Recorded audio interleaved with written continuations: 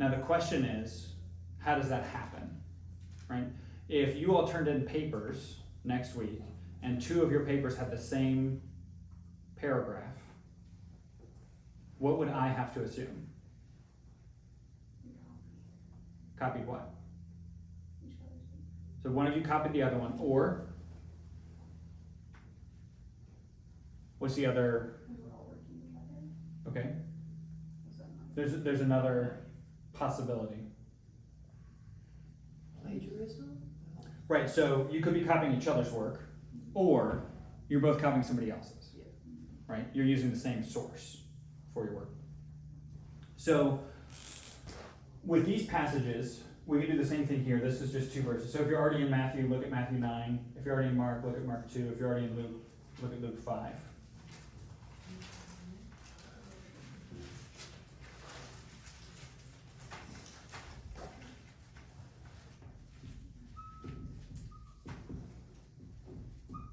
Somebody read? What is it, 9 and what? 9, 9, and 10.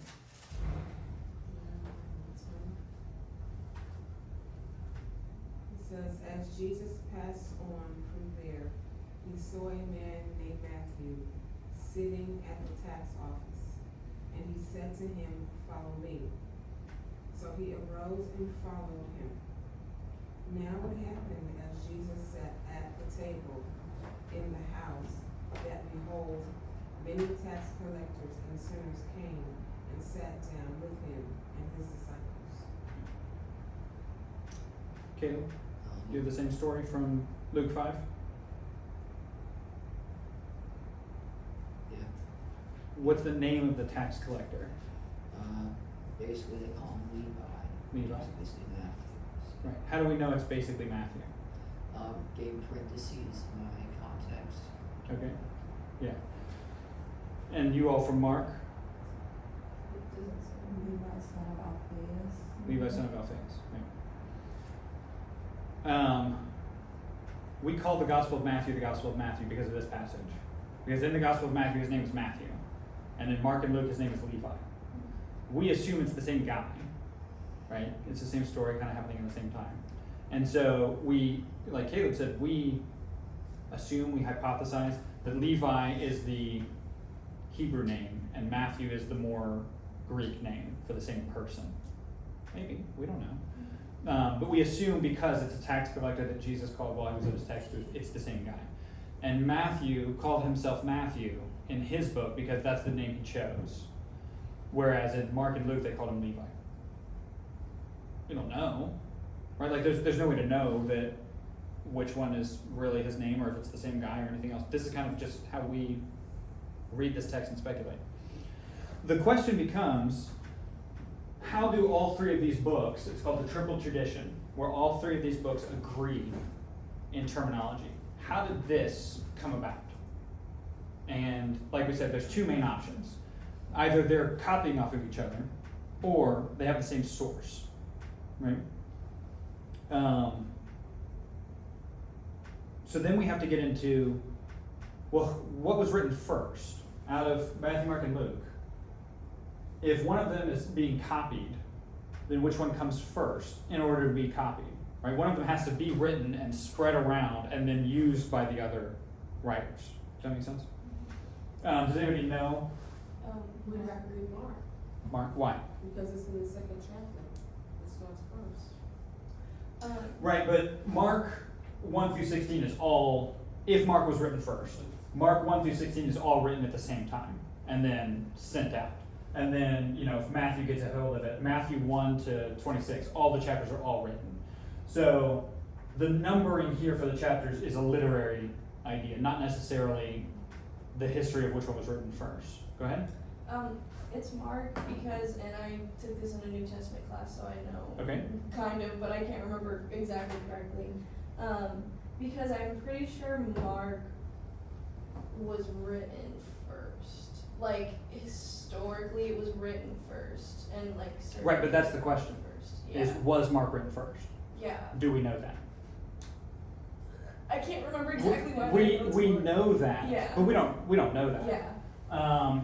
So the idea that Mark was written first comes from this question.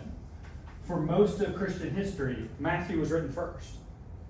If you look at Eusebius, if you look at Augustine, they all say that Matthew was written first because it connects with the Old Testament and because it's placed first in the Gospels, right? And so they all assume Matthew was written first. It's not until much later that people start to look at this and think Mark was written first.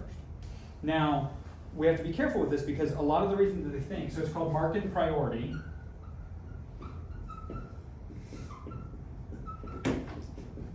A lot of the reason that they think that Mark was written first is because Mark has what's called a low Christology.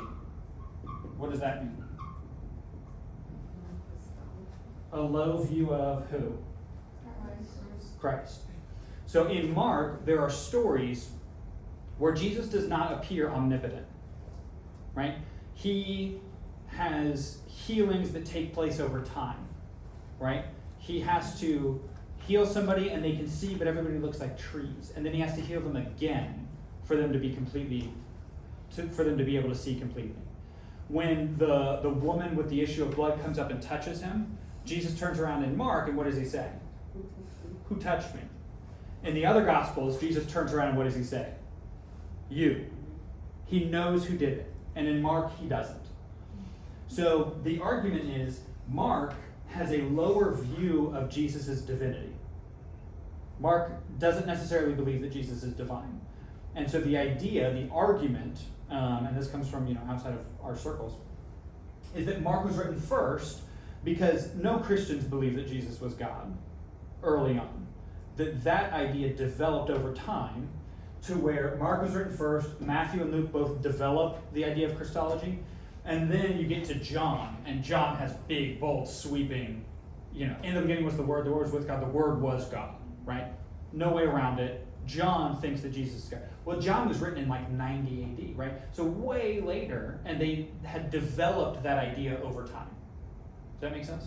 So we need to be careful with this idea of Mark being written first, because it comes with it this implication that early Christians did not believe Jesus was divine. I think there's a problem with this because even if Mark was written first, Mark is written after every Pauline letter. Every letter in Paul was written before Mark, right? Even though Mark is telling stories that happened before Paul, right? So Jesus comes first, and then Paul is writing his whole corpus, and then Mark sits down and writes a gospel. Does that make sense? So even if Mark is writing first, this idea of Christians hadn't developed the idea yet is kind of nonsense because Paul had certainly developed the idea, right? And Paul gives us a bunch of evidence that other Christians believed this, right? Markan priority is the position that most scholars take now, within evangelicalism and outside of it. This is the position that most people take. Not necessarily with the low Christology implications, but just looking at this, the Synoptic Problem, we've raised issues with Mark, right? Does Mark have a low Christology? Or, if not, if Mark is fully aware of Paul and fully aware of, the massive amount of theology that's going on outside of him, why does Mark downplay Jesus' divinity? Right? If Mark knows it when he's writing his story, why does he downplay? There's a rhetorical question there that you would have to answer if you're looking at texts in Mark. Does that make sense? And we came up with all of this just from the few seconds of talking about this issue. Now, the idea is that Mark is written first. I'll erase this so we have Mark. And then Matthew comes along and Luke comes along, and they both use Mark as a source, right? So in areas where we have a triple tradition, where all three books are telling the same story, this is why. They're both using the same source. Now there's a problem with this. Does anybody know what it is? They have, I can't remember exactly, but I know that they obviously they have different stories, but they also think that there's a different document that we don't have called Q. That's right. So triple tradition is all three of them. There's also a double tradition, which is where Matthew and Luke agree with each other on stuff that's not found in Mark. So if Matthew is writing independently and using Mark, it makes sense that he would quote Mark. if Luke is writing independently and using Mark, it would make sense that he's quoting Mark. This does not account for where Matthew and Luke agree with each other against Mark. So there are times when they all three tell the same story, but Matthew and Luke add the same ideas, the same sentences to the story. That doesn't make any sense here. There's only two ways around that. Is if you would say, well, Luke came along a little bit later still, and Luke used Mark and Matthew as a source. So Luke sat down with both of these and wrote that. This has become a more popular opinion now. The main reason that people argue against it is because then that would mean that Luke had to sit down and destroy the Sermon on the Mount and say, I don't want that. I'm going to chop it up and put part of it here and part of it here and part of it here. And anybody who's read the Sermon on the Mount, why would you do that, right? The only other option, starting with Mark, is that Luke and Matthew had a second source that they both used, called Q. So Q comes from the German word Quell, which means source, right? But it's this source that has information from Matthew and Luke that's not found in Mark, right? And people are pretty committed to Q.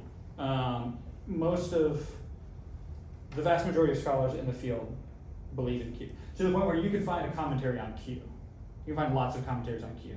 They go through, and I think they use Luke's verse numbering, but they go through and they have a book called Q that has all of the verses that Matthew and Luke share against Mark. Against Mark, which is, I think it's funny because this doesn't exist. Like, we don't have it, and they're convinced that it is. So this is the two-source theory. 1, 2. Mark and Q are the two sources used for Matthew and Luke. John is floating over by himself. He's doing his own thing. Nobody cares about John. Does this make sense? We're running out of time. There is an alternative theory that says that there's actually even more sources than that. That Mark is a source. I think it would say Q is a source. And then you've got this source M and this source L. Probably guess what those are. So Mark becomes its own book. And then you've got this guy who writes a book called Matthew. And he uses M and Mark and Q. And then you've got this guy Luke, obviously uses Mark and Q and L. So they would say that there are additional documents floating around. So Luke got material that's only found in Luke from a source. And Matthew got material that's only found in Matthew from a source. This is fine, I guess. I would say it doesn't appear to me that these have to be written documents, right? Why can't M just be the eyewitness account of the author of the text, Yeah. right? And you can call it M if you want, but it's not anything that's written down. It's his own recollection of what is happening. L could be, traditionally we believe that Luke is written based on the testimony of Paul, right? I don't know how that really helps us, because Paul wasn't there for any of it. I thought Luke did interviews. Yes. Stuff. So that's the idea, is Luke tells us things about, Mary treasured these things up in her heart. Well, how does he know that? Unless he sat down with Mary and asked her, he doesn't know that. So maybe that's what L is his personal notes from his interviews, interviewing Elizabeth or Mary or whoever else. Jesus had a lot of family, right? He had a lot of brothers and sisters, half brothers and sisters. So plenty of people to interview. Then the question becomes, is Q a written source that they both use, or some sort of oral tradition that existed within Christianity? Some sort of set oral pattern, some sort of kind of ritualistic series of words or stories about Jesus that they both tapped into? Or was it an actual written document that was lost to time? I don't know. All of this stuff is fascinating to me, and it's probably super boring for you. But I love this stuff because I love looking at, so I do a lot of work on Matthew. And one of the things that I love looking at is when Matthew and Mark tell the same story, how does Matthew, we would say, change it? develop the story, focus his own rhetoric towards something. And looking at these texts together helps you to understand the way that Matthew is doing that, the way that he's shaping the text to fit his own purposes. And without examining the synoptic problem and all this source criticism, you don't get that, right? You miss, oh, they're talking about the same story. They're telling the same story, and Matthew's shaping it in a different way. He's giving us new motivations. He's telling us about different characters that are at play. He's informing the Old Testament, informing the meaning of the Old Testament based on what's happening. All of that is unique to Matthew. And reading it in light of the same passages in Mark just makes all of that come clear. Does that make sense? Good. This is all under the idea of Mark in priority, that Mark was written first. There is still an alternative theory, and I know we're out of time, that Matthew is written first.